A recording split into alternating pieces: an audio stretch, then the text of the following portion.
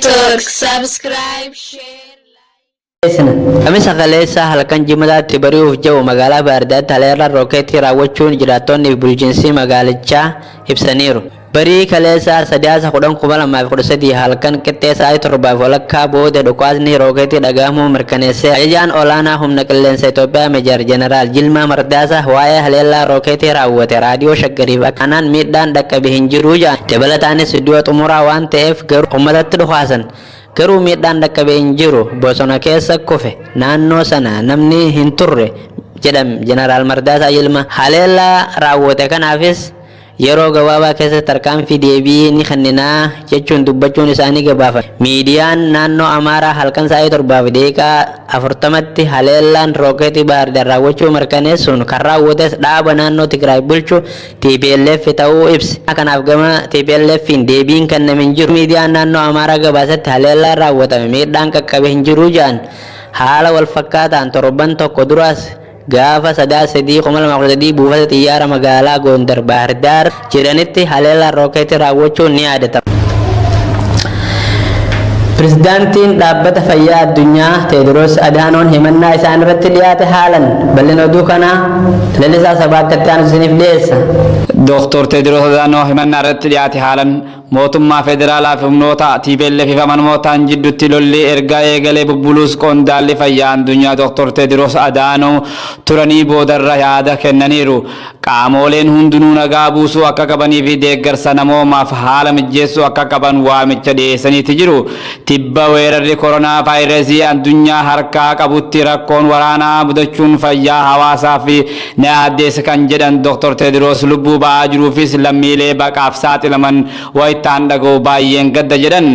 Daa'ima ta'anii waraana haalaa fi amala wal fakkaataa qabu argaa akka turan ibsan Dr. Teediroos dargaggeessa ta'e ammoo miidhaa dhala namaarra sababa waraanaan ga'e kaniin ijaan arge ka'uun nageenyi akka barbaachisu hanga humna kootii hojjechaan ture jedhan.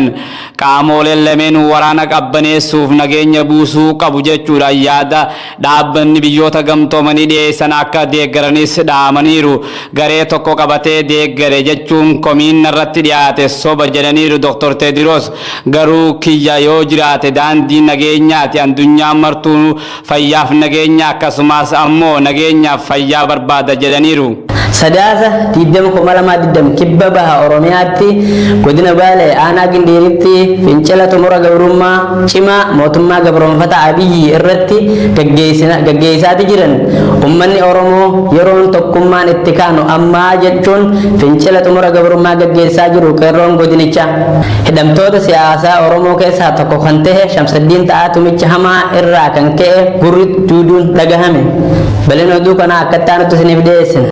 Hidhamtoota siyaasaa Oromoo keessaa tokko kan ta'e obbo Shamsaddiin Ta'aa gurri isaa bitaa sababa reebichi irratti raawwatameetiin dhibee sadarkaa dhaga'uu dhabuuf saaxilamuusaa maatiin himan. Shamsaddiin Ta'aa guyyaa gaafa jalqabaa mana isaatii qabamee tika mootummaa fi poolisii federaalaatiin reebichi irratti raawwatamu kan himatu guyyaa gaafa sanaa namoota 11 ta'uun kophee ulee harkaa fi miilaan reebamuusaa mana murtiitti himatee ture. Sababa reebichi irratti raawwateetiin gurri isaa bitaa miidhamuu kan himatu Shamsaddiin wal'aansa fayyaa argachuuf irra deddeebiin mana murtii gaafatee hayyama yaalamuu argatus poolisiin yeroo isaatti yaalchisuu dhabuudhaan yeroo ammaa kana gurri Shamsaddiin kan bitaa guutumaan guututti dhaga'uu dhabeera jechuun maatiin himaniiru. Tibba aadde Adaanach Abeebee abbaa alangee federaalaa turtetti qaamoleen mootummaa reebicha isarratti raawwateen seeratti akka dhiyaatan himamus yeroo ammaa kana dubbichi utuu hojiitti hin hiikamin hafee kan jettu maatiin miseensi maatii tokko qaamni seeraa kabachiisu kabajaan shakkamaa tokko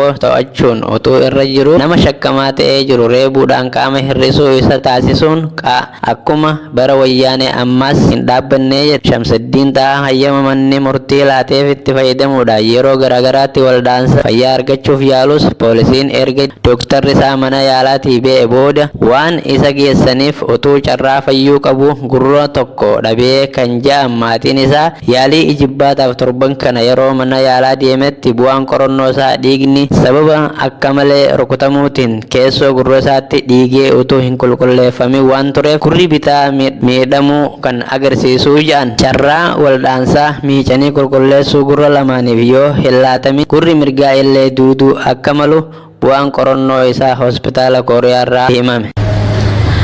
Manni jireenyaa Dr. Hussein Kadir har'as sakatta'ame. Hayyuu kana hidhanii yakka irratti barbaadaa oolanis oromummaa isaa malee yakka biraa inni raawwate hin jiru. Har'a qorattoonni Koomishinii Poolisii Oromiyaa irraa dhufan mana jireenyaa hayyuu kanaa kan sakatta'an ta'ullee waan isaa itti yakkuuf tolu waan tokkollee argachuu hin dandeenye. Kanaa wal qabatee waan tokko dhabuurraan kan ka'e ofirra deebi'uu isaanii dhaga'ama. Tolegaa daawwattoota keenya oduu biyya keessaa qabannee kanumaan gammaatti isin dhageessifne garuu oduu biyya alaatti isin dabarsina. Gargaaraan pirezidaantii dhiyeenya kana filaman Joo Baayiden lolli mootummaa federaalaa fi TPLF gidduutti gaggeeffamaa jiru akka dhaabbatu gaafatan. Dabalata oduu kanaa akka itti aanutti isiniif dhiyeessina. Gargaaraan Joo Baayiden lolli Tigraay akka dhaabbatu gaafatan. Pirezidaantiin Ameerikaa kan haarawaa filatamaniif gargaaraa kan ta'an Antoonii Bilinken lolli Itoophiyaa naannoo Tigraayitti gaggeeffamaa jiru akka dhaabbachuu qabu gaafatan. Lammiileen deeggarsa harka namaatti kufuu gosaan wal qoodanii wal waraanuu fi nageenyi naannawa gaanfa Afrikaa boora'uun lola kanarraa madduu danda'a jechuun yaaddoo qaban ibsaniiru. Abbo Antoonii yaada isaanii kana tiwutarii isaanii irratti ture kan barreessan TPLF fi aangawoonni mootummaa federaalaa hatattamaan lola dhaabuu qabu jechuun qondaalli kun deeggarsa namoomaa akka jiraatuu fi mirgi lammiilee nagaa akka kabajamuufis kutannoodhaan hojjechuu qabuun dhaamsaa jedhuu dabarsan. Erga lolli mootummaa federaalaa fi humnootii TPLF hoogganan gidduutti sadaasa 4 eegalame as lammiileen 30,000 caalaan qe'ee isaaniirraa buqqa'anii gara Suudaan baqataniiru. Tolegaa daawwattootaa fi